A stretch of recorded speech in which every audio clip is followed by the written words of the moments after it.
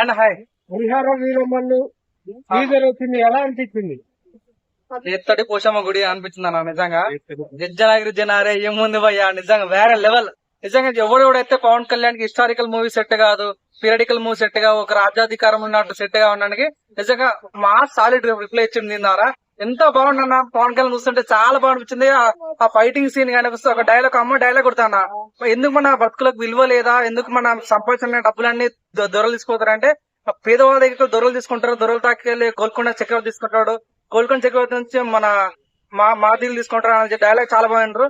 చాలా మంది అంటే వీళ్ళ దగ్గర నుంచి అన్ని దగ్గరికి వెళ్ళి పవన్ కళ్యాణ్ అంటే ఏదో దొరలు ఉన్నారో దొరల దగ్గరికి వెళ్ళి కొట్టి ప్రజలకు ఇస్తాడు అనేది క్లియర్ గా చూపించాడు.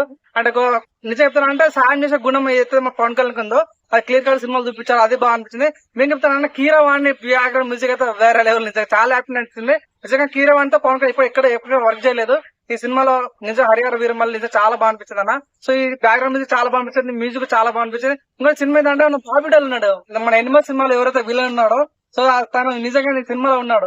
నిజంగా చాలా బాగా అనిపించింది. 100% ఈ సినిమాతో తన పొలిటికల్ పరంగా అట్ ద సేమ్ టైం తన ఈ సినిమా మైండ్ ఏంటంటే pan India movie. So Telugu, Kannada, తమిళ అన్ని సినిమా రిలీజ్ అయితే 100% మన రాసి పెట్టుకోండి.